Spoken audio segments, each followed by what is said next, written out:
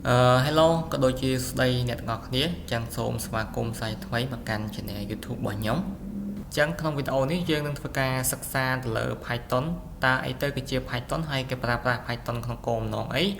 ហើយគេប្រើប្រាស់វាបានអីគេខ្លះគេតោះអញ្ចឹងទី1យើងត្រូវស្វែងយល់សិនថា Python គឺជាអី Python វាគឺជា programming language មួយប្រភេទដែលគេអាចប្រើប្រាស់វាធ្វើការ build ទៅលើ software ផ្សេងៗបានច្រើនមែនទែនអញ្ចឹងយើងអាចយក Python ទៅ build ទៅនឹង system អាចយក Python ទៅធ្វើជា desktop app អាចយក Python ទៅធ្វើជាខាង web ខាង microservice អាចយក Python ទៅធ្វើជា tool សម្រាប់ network tool សម្រាប់ code tool សម្រាប់ cyber ផ្សេងៗអញ្ចឹងគេអាចប្រើប្រាស់ Python បានច្រើនមកមែនទែនអញ្ចឹងដើម្បីទៅធ្វើអាទាំងអស់ហ្នឹងអារបស់ធំទាំងអស់ហ្នឹងបានទី1អ្នកទាំងអស់គ្នាត្រូវចេះនៅ basic របស់ Python សិនអញ្ចឹងអានេះគឺយើងមករៀនទៅនឹង basic របស់ Python យើងអត់បានតន់ទៅរៀនទៅនឹង advanced framework ធំរបស់វាទេអញ្ចឹងដំបូងឡើយយើងត្រូវចេះ basic សិនបានយើងទៅរៀនអា framework ធំបានណាដើម្បីយើងអាចធ្វើការធ្វើអីបានអញ្ចឹងដូចតែអ្នកទាំងអស់គ្នារៀនអង់គ្លេសយើងរៀន ABC សិនយើងរៀនពី basic សិនបានយើងអាចទៅប្រកប grammar វេយ្យាករណ៍អីផ្សេងអានេះក៏ដូចគ្នាដែរអញ្ចឹងអ្នកទាំងអស់គ្នាត្រូវរៀនពី basic ទៅសិនអញ្ចឹងដំបូងឡើយយើងត្រូវមាន Python ជាប់ជាមួយនឹង computer យើងសិនដោយរបស់ខ្ញុំប្រើជាមួយនឹង Debian តកូលរបស់ Linux អញ្ចឹងខ្ញុំ download គឺស្រួលទេហើយសម្រាប់អ្នកដែលប្រើប្រាស់ Windows គឺចាំខ្ញុំធ្វើវីដេអូក្រោយឬក៏តែអាចមើលវីដេអូពីណាផ្សេងក៏បានដែរឬក៏ចាំមើលវីដេអូខ្ញុំក៏បានដែរពីរបៀប download អញ្ចឹងទៅតង់ទៅនឹងការវិធី download ឥឡូវបើនិយាយទៅតង់នឹង Windows យើងគាត់តែចុច download ហើយយើង download វាមកអញ្ចឹងវានឹងបាន file មួយយើង file ហ្នឹងគឺជា file EE ទេអញ្ចឹង file EE ហ្នឹងអ្នកទាំងអស់គ្នាធ្វើការ run វាទៅហើយយើងធ្វើការ add វាជាមួយនឹង path add មួយអីពេលដែលយើង run មកវាមានសញ្ញា tick 2អញ្ចឹងយើង tick វាទាំងពីរហ្នឹងមកហើយបន្តមកទៀតយើងធ្វើការ install តាមបែបបទហ្នឹងទៅស្រួលទេអញ្ចឹងអ្នកទាំងអស់គ្នាចូលទៅកាន់ website នេះ www.python.org ហ្នឹងហើយអញ្ចឹងសម្រួលចំពោះខាង Linux វិញអ្នកដែលប្រើប្រាស់ Linux គាត់ទៅបើក terminal មកអូខេបើក terminal វាយ Python ណាដើម្បីធ្វើការ install បានគឺងាយស្រួលដែរសម្រាប់របស់ Linux អញ្ចឹងខ្ញុំវាយ sudo អាយ៉ាsudo apt install python 3អូខេយើងប្រើ python 3ខ្ញុំដាក់ password របស់ខ្ញុំចូលអូខេសារតែខ្ញុំបាន install ហើយអញ្ចឹងវាអត់មានបញ្ហាទេ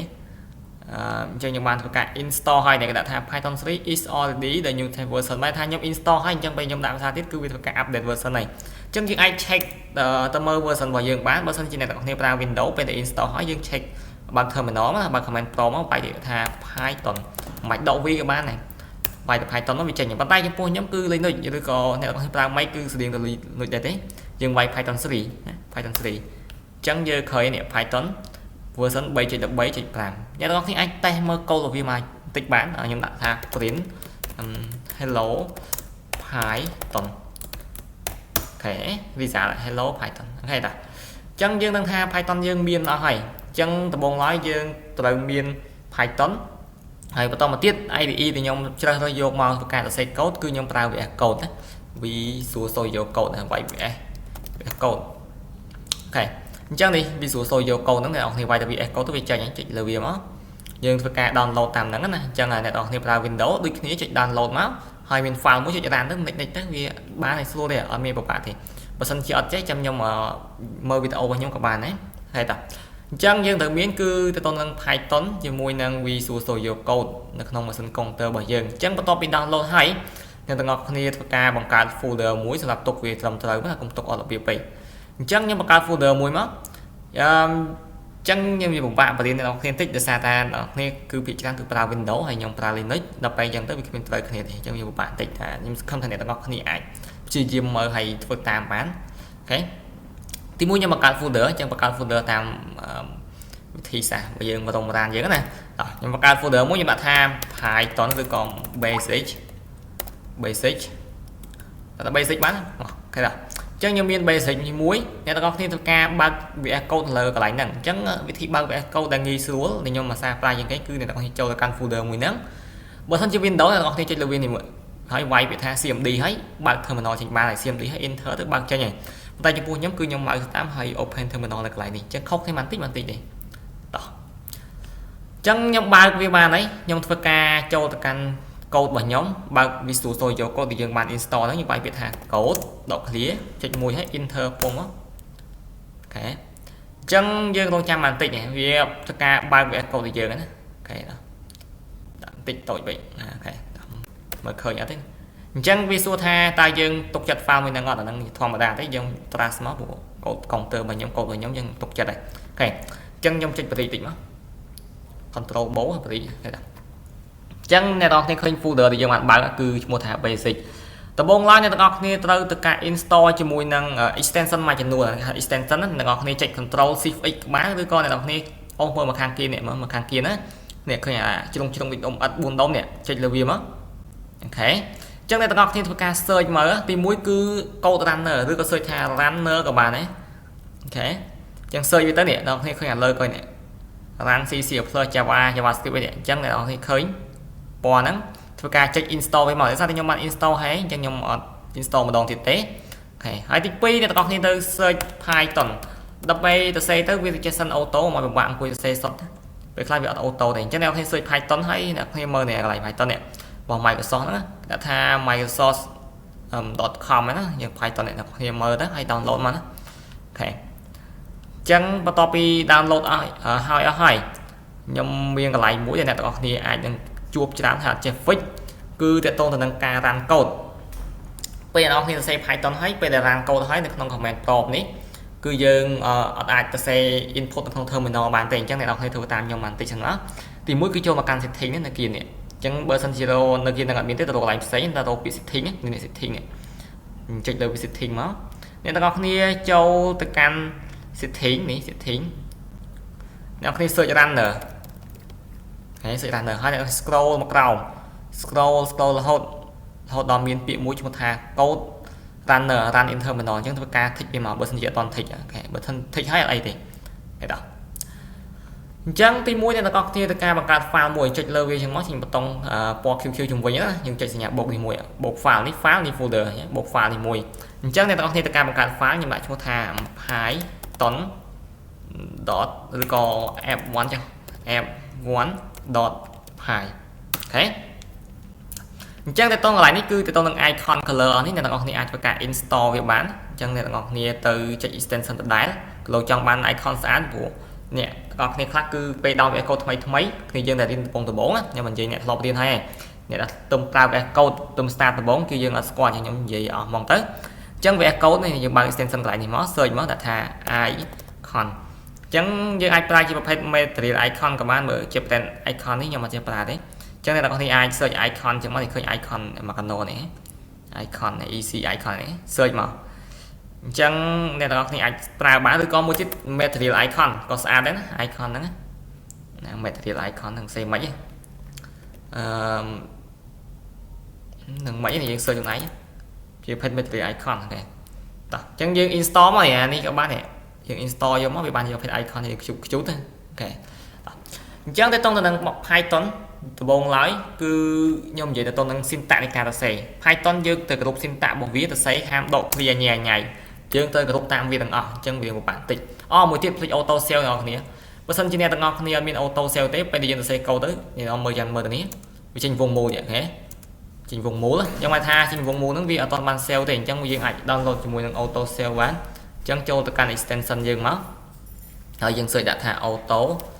save ឬក៏ save typing ក៏បានដែរ save អូខេអញ្ចឹងយើង search save មកនេះ save typing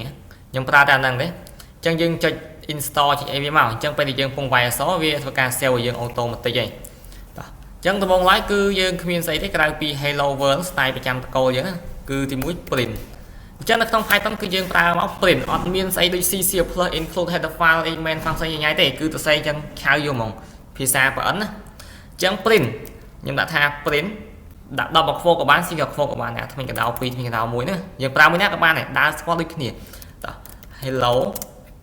Python អូខេចឹងអ្នកទាំងអស់គ្នាអាច click run នេះបានប៉ុន្តែខ្ញុំ click run កើតតែ run នឹង error ឯស្អីខ្ញុំ Python 3ដល់ពេលអ្នកទាំងអស់គ្នាគឺ Python ធម្មតាទេអញ្ចឹងខ្ញុំបើក terminal មកអូខេឬក៏ mouse ស្ដាំយកពាក្យថា run code ណា run code បាត់ដល់ណាហើយនេះ run Python នេះដូចគ្នាទេប៉ុន្តែខ្ញុំបើក terminal អញ្ចឹងបើក terminal អ្នកទាំងអស់គ្នាចុចសញ្ញាត្រី3នេះយកពាក្យ terminal new terminal អូខេ new terminal ឬក៏ចុច control shift អាសញ្ញាខាងក្រោម ESC យើងចុចចឹងក៏បានคีย์កាត់ហើយយើងបើកធម្មតាសូមអ្នកនរគ្នាមើល terminal new terminal អូខេអញ្ចឹងបើសិនជាអ្នកទាំងអស់គ្នាធ្លាប់រៀនពីមុនហើយមានអារម្មណ៍ថាខ្ញុំនិយាយទៅប៉ែពេកដាក់ speed ទៅណាថាខ្ញុំបរៀនខ្ញុំចង់បានអ្នកដែលគាត់ទុំចាប់ស្ដើមចឹងគាត់អាចយល់បានណាបើអ្នកធ្លាប់រៀនហើយមានអារម្មណ៍ថាខ្ញុំនិយាយទៅប៉ែទេណាអូខេដល់អញ្ចឹងសង្ឃឹមអ្នកទាំងអស់គ្នាទ្រាំទៅណាអូខេអញ្ចឹងកន្លែងនេះបើសិនជា Windows វាមានករណីមួយទៀតគឺកន្លែងនេះជាប្រភេទ PowerShell បើវាអត់ស្គាល់ទេអ្នកទាំងគ្នាអាចដូរវាបានតែសញ្ញាព្រួយបាញ់ក្បាលចុះក្រោមហ្នឹងចុចលើវាមួយមកនេះដូរទៅជា terminal មកប៉ុន្តែសារខ្ញុំរបស់ Linux គឺខ្ញុំប្រើ bash ធម្មតាទេអត់មានបញ្ហា error អីទេអញ្ចឹងវិធី run ធ្វើម៉េចយើងវាយ Python ចំពោះ Windows គឺ Python ហើយយើងដាក់ឈ្មោះ file ទេនេះ app1.py ហេចុច enter run ប៉ុន្តែខ្ញុំវាអត់ស្គាល់ទេសារខ្ញុំវាជា Linux អញ្ចឹងខ្ញុំវាយ Python 3ណាអានេះយើងអាចយកមកទៅចុចកន្លែងនេះបានអត់ដែរយើងប្រើកន្លែងប៊ូតុងលើកុំព្យូទ័រយើងបើដើម្បីអង្គុយវាអូខេខ្ញុំប្រើ Python 3 enter ពងនេះ hello Python ណា hello Python នេះដល់ហើយ clear CLS របស់ Windows ខ្ញុំ clear ធម្មតាទេអូខេ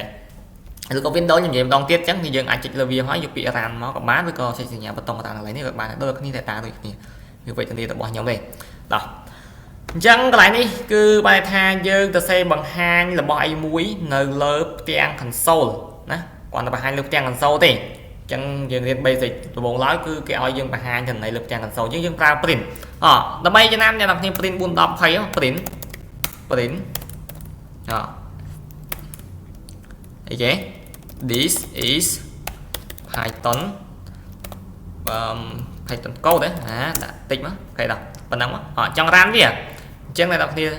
អត់ចាំបាច់ទៅសេសាថ្មីក៏បានដែរនៅក្នុងអាប៊ូតុងកុំព្យូទ័ររបស់យើងវាមានអង្គឆ្វេងស្ដាំលើក្រោមអ្នកនរគ្នាចុចអាប៊ូតុងចុចខាងលើមួយមកមើលឃើញអា comment ដែលយើងបានវាយចាស់ចុចមួយទៀត comment ចាស់ឬក៏បិចទៅមុខទៅក្រោយបានណាអូខេអញ្ចឹងនេះគឺជា comment ដែលយើងបានវាយមុនហ្នឹងអញ្ចឹង enter ព្រមនេះហ៎មកបានសំខាន់តែវាបាន sell ប្រយ័ត្នវាយហើយខាងនេះចេញវងមូលបើវាចេញវងមូលទេបានថាវាអត់បាន sell តែវាចេញសញ្ញាខ្វាញ់ទេបានថាវាបាន sell ហើយមូលហេតុដែល sell តែមិនបាច់ចុច control S ដោយសារតែខ្ញុំហ្នឹងបានទៅការ download ជាមួយនឹង extension cell typing ហើយណាខ្ញុំឲ្យគ្នាយើង down មុនហ្នឹងណាបើសិនជាវាយទៅគឺចេញសញ្ញាវងមូលទេបានថាយើងអត់បាន sell អញ្ចឹងយើងអាចចុច control អក្សរ S ដើម្បី sell ក៏បានដែរក៏លោកជឿ download cell typing បើ cell typing វាជួយយើងច្រើនកុំឲ្យពិបាកសរសេរ cell ទៅ cell អូខេចឹងនេះតើតទៅនឹងការសរសេរបង្ហាញ result របស់ Python នៅលើផ្ទាំង console របស់យើងអូខេប៉ុណ្ណឹងឥឡូវយើងអាចសរសេរផ្ទាំង console បានហើយបង្ហាញលើផ្ទាំង console បានហើយចុះយើងសាកបូកលេខបូកអីមកនេះគាត់តែបង្ហាញធម្មតាចុះបូកលេខក្នុងហ្នឹងដើរចម្លើយគឺដើរអត់ចាំបាច់ប្រកាសញ៉ៃទេឧទាហរណ៍ថាខ្ញុំមានលេខ10មួយលេខ20មួយចង់បូកចូលគ្នាបង្ហាញ result ចេញអត់ហើយសាកមើល print ខ្ញុំយកលេខ10បូកជាមួយនឹង20ចេញទេមើលតាមណាអូខេ30វាអត់មានប្រមាណទេហ្នឹងយើងចង់សេទៀតអូដល់ថាខ្ញុំចង់បានដាក់ថា10បូក20ស្មើអញ្ចឹងខ្ញុំសេខ្ញុំលុបនេះចោលស្រាប់ថ្មី print ខ្ញុំដាក់ថា10បូកជាមួយនឹង20ហើយខ្ញុំដាក់សញ្ញាស្មើក្បៀស1ដាក់ថា10បូក20អូខេ sell ហើយណាយ៉ាដល់ណាដល់ណៃបាត់ហើយបើកផ្ទាំង terminal ថ្មី terminal new terminal អូខេបាទមានអញ្ចឹងបាយថ្មីបានអញ្ចឹង Python 3 app1.py និយាយម្ដងទៀតយកច្រឡំវាយតាមខ្ញុំ Python 3យើង Python អូខេអញ្ចឹងយើងឃើញនេះ10បូក20ស្មើ30សួរថាតាក្នុង single quote double quote ហើយនឹងក្រៅ single quote double quote ហ្នឹងខុសគ្នាមិនអ្នកធ្លាប់រៀនភាសាផ្សេងៗដឹងណាអញ្ចឹងអ្នកអត់ធ្លាប់រៀនគឺគាត់ដឹងទេថាវាខុសគ្នាមិនអញ្ចឹងខ្ញុំនឹងបញ្ចូលឲ្យអ្នកនរគ្នាដឹងនៅកន្លែងនេះថាលំអតែនៅក្នុង single quote ឬក៏ double quote នេះឬក៏អាសញ្ញាថ្មីកណ្ដោនេះគឺយើងមិនអាចយកវាទៅកណនាបានទេឲ្យរបស់ចូលក្នុងនឹងទាំងអស់គឺសុទ្ធតែជាអក្សរទាំងអស់សុទ្ធតែជា string ទាំងអស់អ្នកថា10 20ទៅជាអក្សរពេញកាលលេខឯងវាជាប្រភេទ string ឬក៏ជាប្រភេទអក្សរដែលយើងមិនអាចបូកគ្នាបានទេឲ្យតែដាក់ចូលក្នុង single quote double quote ណាយើងមិនអាចយកវាទៅកណនាចូលគ្នាបានទេបើមិនជាយើងចង់កណនាគឺទៅសេក្រៅបែបនេះអូខេចុះអាក្បៀសនេះដាក់មកធ្វើអីសួរក្បៀសដាក់មកធ្វើអីបើមិនជាយើងទៅសេអញ្ចឹងឲ្យយើងអត់ប្រើក្បៀសវាជា syntax នេះបើមិនយើងអត់ប្រើក្បៀសទេវានឹង error អញ្ចឹងយើងរ៉ាំណាពងគេដាក់ថាម៉េចនេះ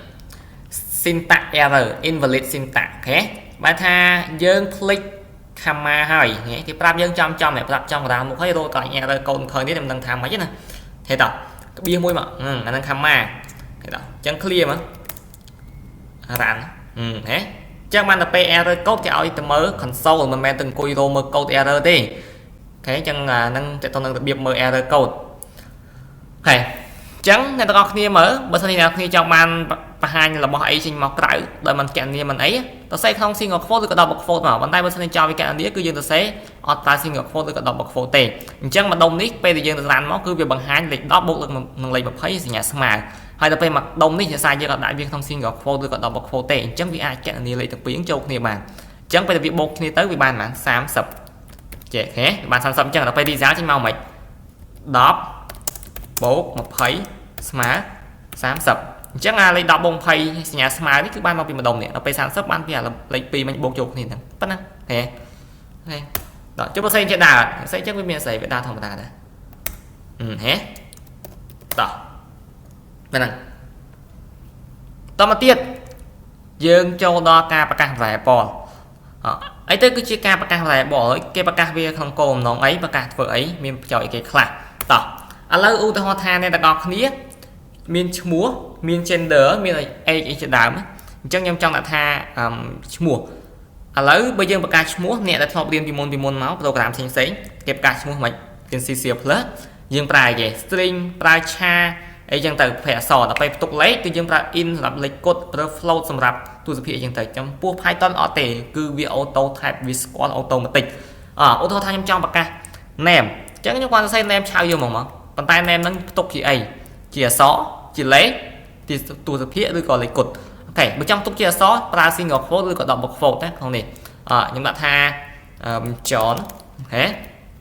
John អញ្ចឹងយើងអត់ទេបាច់ដាក់ string ដាក់អីពីមុខទេវាស្គាល់ auto ថា name ហ្នឹងវាគឺជា string ហ្នឹងគេ string ហ្នឹងหมายថាផ្ទុកអក្សរផ្ទុកអីបានណាអូខេឥឡូវយើងចង់ដឹងថា name វាជាអីឥឡូវ print type យើងប្រភេទរបស់យើងហេនេះ type របស់ Python type របស់ name ប្រភេទរបស់ name វាមាន type ដូចតែមនុស្សដែរណាអូខេ type អញ្ចឹងដាក់ name ចូលមក type នៃ name អញ្ចឹងយើង check ដឹងថា name នេះជាប្រភេទអីគេជា string ឬក៏ជាលេខឥឡូវយើងមើលមកនេះគេថា class string str នេះគឺជា string ពាក្យកាត់របស់វាពាក្យពេញរបស់វាគឺ string អូខេយើងដឹងថាជា string ចុះបើយើងអត់ដាក់យើងធ្វើម៉េចបើយើងចង់ថាប្រកាស name ចោលអញ្ចឹងបើសិនអ្នកទាំងគ្នាប្រកាស name ចោលគឺអត់មានអក្សរ string ឯនៅពីមុខទេអត់មានដាក់ថា string ហើយ name ជាទេដាក់អត់កើតទេក្នុង Python ណាវា error អញ្ចឹងអ្នកទាំងគ្នាទៅសេ name ដាក់មកចង់ប្រកាសជាអក្សរហ៎ដាក់ single quote ឬក៏ double quote ទៅចូលចោលចឹងមកអញ្ចឹងវាដឹងថា name ហ្នឹងគឺផ្ទុកបានអក្សរអូខេយកឡើងហ្នឹងណាហេ name ដាក់ថា John តមកទៀតដាក់ថាgender វាជាអក្សរដូចគ្នាខ្ញុំដាក់ male អីមកហេឲ្យទីជាអក្សរយើងប្រើ male នេះមកគេប្រើ sorry ឲ្យជាអក្សរយើងប្រើ single quote ក៏បាន double quote ក៏ដែរ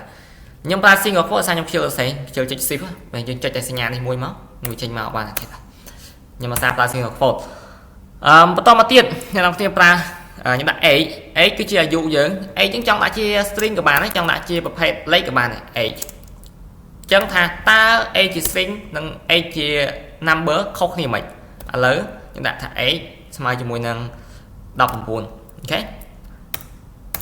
print type របស់ name អូខេបន្តមកទៀតដាក់ថា gender អូខេ age អូខេតើខ្ញុំសុំ clear terminal ចោលបន្តិចរ៉ាន់កូដនេះហ៎គឺជា string ទាំងអស់មកពូជត្មងនេះគឺ string ទាំងអស់អញ្ចឹងអ្នកទាំងអស់គ្នាចង់បូកលេខក៏អត់កើតដែរខ្ញុំនិយាយតាំងពីមុនហ្នឹងខ្ញុំថាបើសិនជា string សិនជាអក្សរបូកអត់កើតទេឥឡូវអ្នកទាំងអស់គ្នាបូកអញ្ចឹងបូកជាមួយនឹង10អូខេរ៉ាន់ណាពង error គេដាក់ថាម៉េចគេថា type error can only ឯគេនេះបូកបានថាវា it not in នេះកន្លែងនេះបានថាយើងអត់អាចបូកអក្សរជាមួយនឹងលេខចូលគ្នាបានទេអ្នកនរថាអក្សរណាឃើញលេខ19ប៉ុណ្ណានៃអក្សរមិន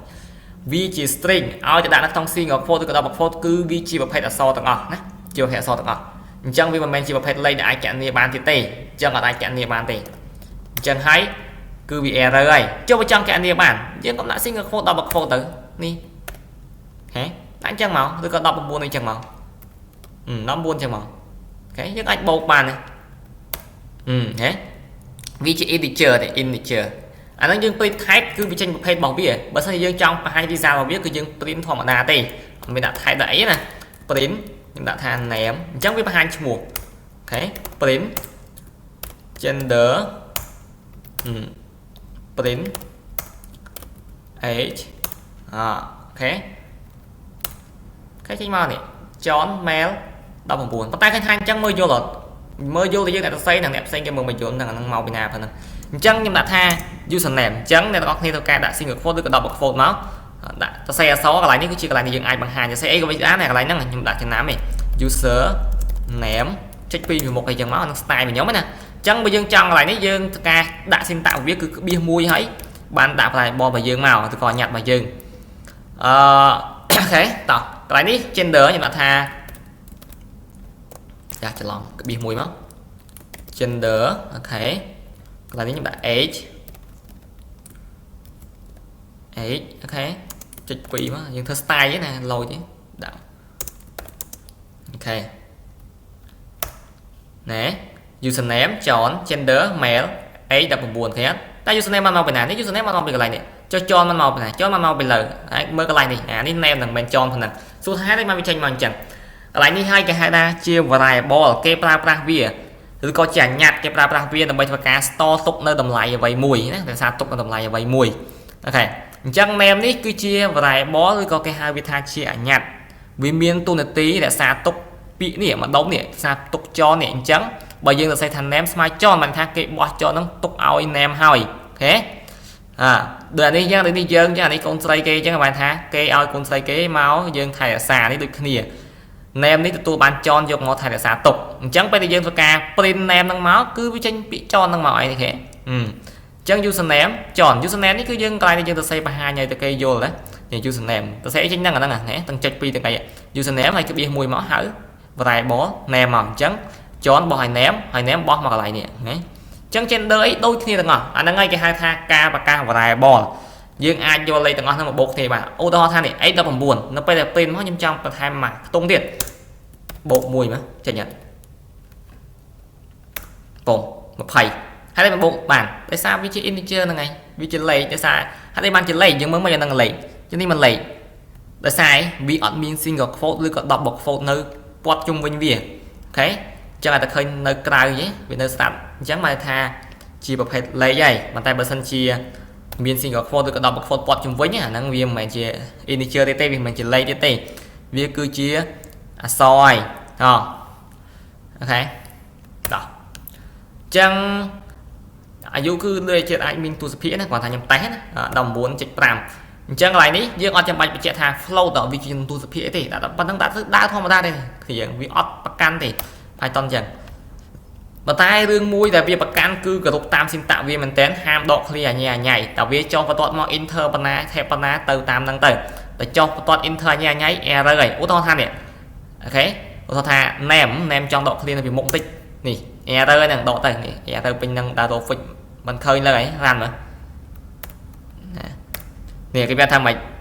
xây nè nhung che án đấy bây giờ ăn luôn ấy chứ chưa án trắng này nó có kia mờ tới bữa thì dương sẽ không xin tạm vì mình tích cứ bị error nè ở miền khơi nó bật smi gần hay là xây to với cái đó giật error đó ở miền khơi nó xây dần đấy là sao đấy Python cư dương từ lục tam xin tạm bọc cây á dương từ xây tam cái dương từ lục xin tạm bọc cây ở miền từ bị trắng xin tạm bọc cây là xây đất không vì đang error nhưng trăm xin tạm là xây dưới tới trên nam đáy dương trăm mày xây từ dương từ bốn tiếng anh của bạn chú tới vì ai đang bị thành đi chừng đó thế tao vậy đây đấy đây sẽ bật về thành đi men chắc nên tao ngọc kia mới là tôi nên ca và căng vài bó hay nên tao ngọc kia miền panh hái ai chặt mò xua nhung bán thế và sân nãy nhầm đang tìm lại chăng ngày năng dương miền tập ban đắng còn mọi tiền tràn bây giờ kia stress chưa các bạn lọn lấy nhung chẳng hạn ngày năng dương miền tập ban đắng hay chạm chụp kia cho mùi năng video rồi ok quân bye bye thì